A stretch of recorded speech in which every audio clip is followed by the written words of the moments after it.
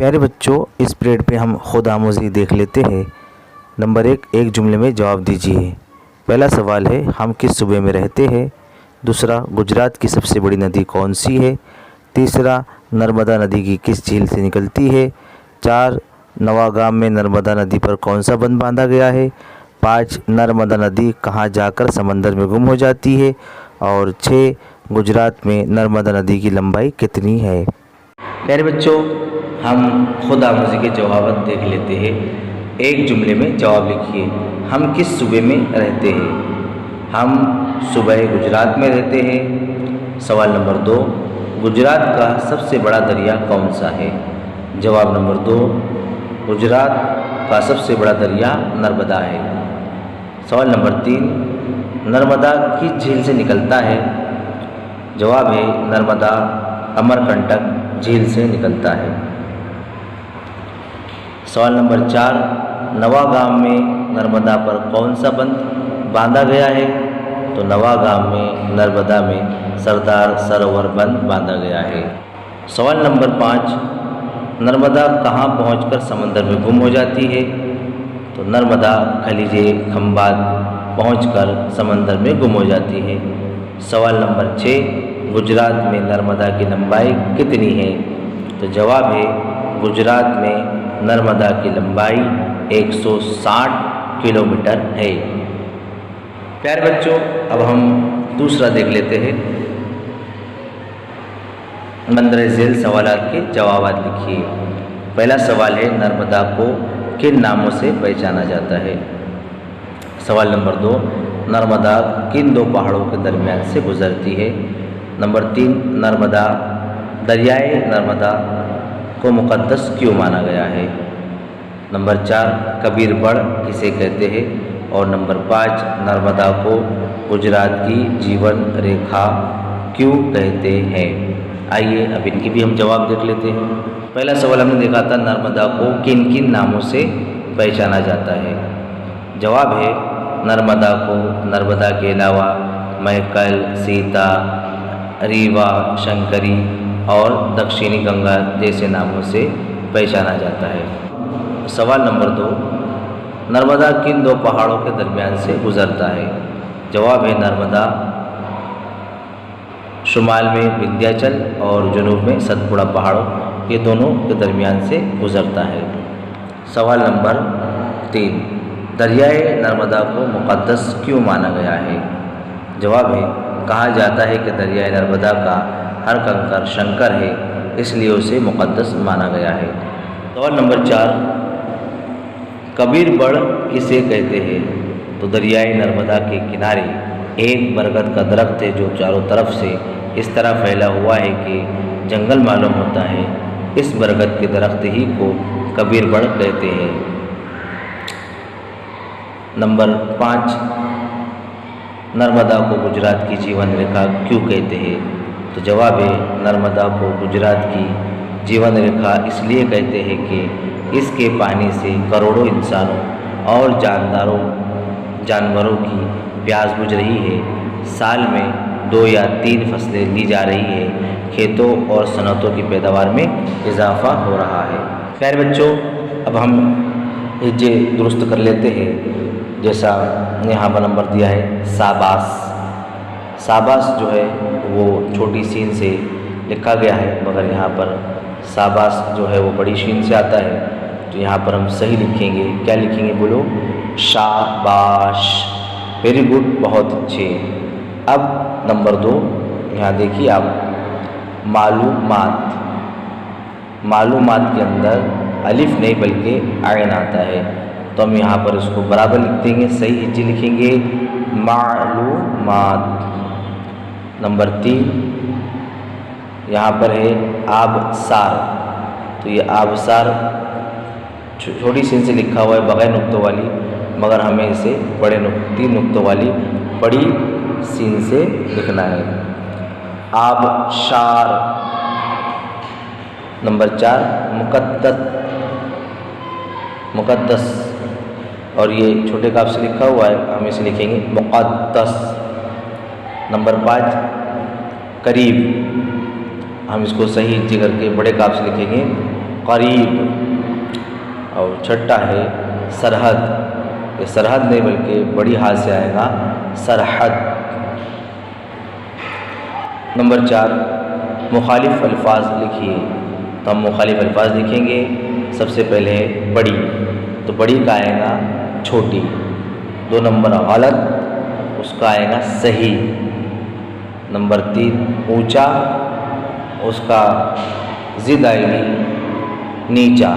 और नंबर 4 खूबसूरत, उसका आएगा बदसूरत। अब हम मायने अल्फाज लिखेंगे। हम मायने अल्फाज यानी एक जैसे मायने वाले अल्फाज।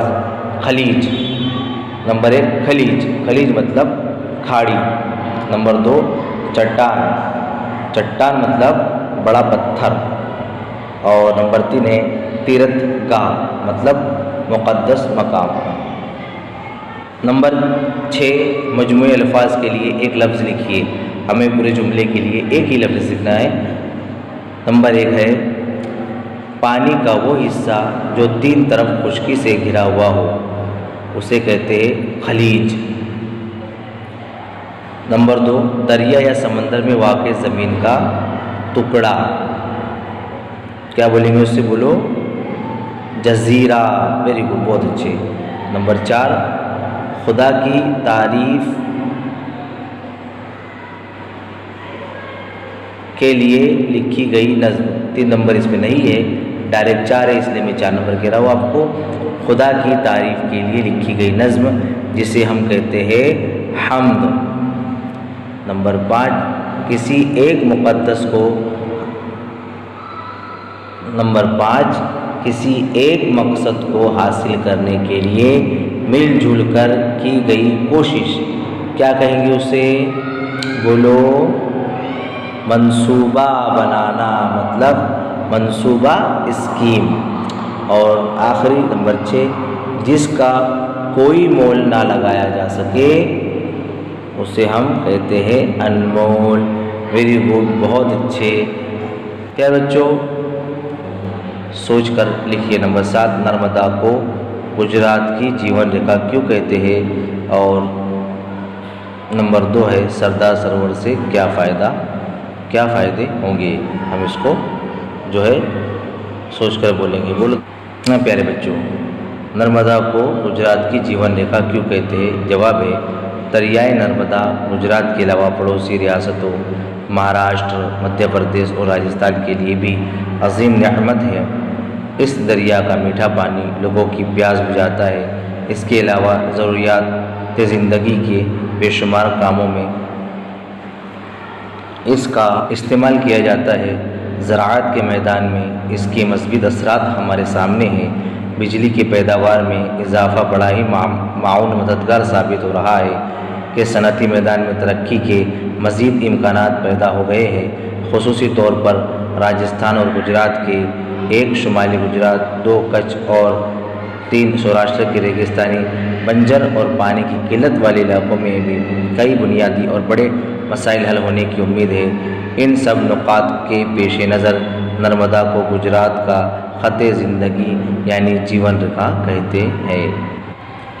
सरदार सरोवर से क्या फ़ायदे होंगे?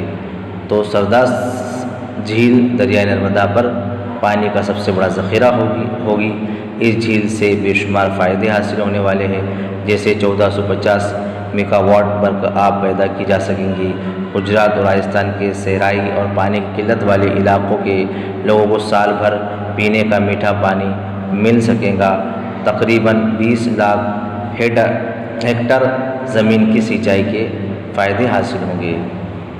हाँ प्यारे बच्चों, 8 मिसाल के मुताबिक लफ्ज़ों के हरूफ को अलग अलग करके लिखिए। अब यहाँ पे जैसे दिया है जीवन, तो जीम प्लस या प्लस वाव प्लस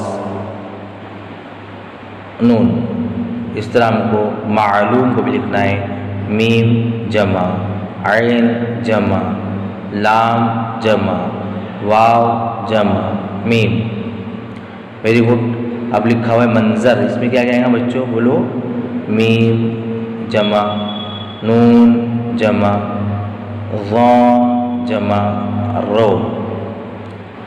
उसके बाद है सिलसिला, इसमें आएगा सीन प्लस लाम प्लस सीन प्लस लाम प्लस हो, और आखिरी है खूबसूरती, इसके अंदर आएगा खा जमा वाव जमा बे जमा स्वाद जमा वाव जमा रे जमा ते जमा याय, खूबसूरती। वेरी गुड, बहुत अच्छे। अगला नंबर हम देख लेते हैं। हाँ प्यारे बच्चों, 9वां मंदर झेल लफ्ज़ों को जुमलों में इस्तेमाल कीजिए। पहला है नर्मदा, जिसमें जुमला आएगा दरियाए नर्मदा गुजरात का सबसे बड़ा दरिया है। नंबर 2 मंजर, धुआंधार आबशार का मंजर बड़ा ही खूबसूरत था। और नंबर 3 है पहाड़, मतलब बोलो जुमला बनाओ, दरियाए नर्मदा के शुमाल में विंध्याचल पहाड़ है। वेरी गुड, बहुत अच्छे। हाँ तो प्यारे बच्चों, अब 10 नंबर है आपके किए हुए यादगार सफ़र का बयान ख़त के ज़रिए अपने दोस्त को भेजिए। अब हमको ये ख़त लिखेंगे हम मज़मून की नोट में। हाँ प्यारे बच्चों, नंबर जो है 11 लुग़त की तरतीब में लिखिए।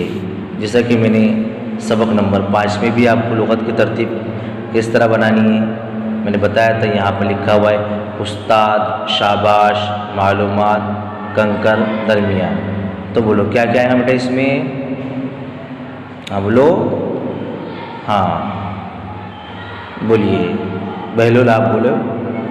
हाँ, इसमें सबसे पहले आएगा उस्ताद, क्योंकि अलीफ से शुरू हो रहा है। उसके बाद देखो तो कौन आ रहा है, उसके बाद आता है दाल, तो नंबर 2 पे आएगा दरमियान, फिर शाबाश, उसके बाद कंकर, और आखिर में आएगा मालूमात। बहुत अच्छे प्यारे बच्चों। अब यहाँ पर हम देख लेते हैं सरगर्मी क्या है। आपके अतराफ़ में आई हुई झील, सरोवर, तालाब जैसी जगह की मुलाकात कीजिए और मुख्तसर मज़मून लिखिए। बहुत अच्छे। यहाँ पर हमारा सबक कंप्लीट हुआ।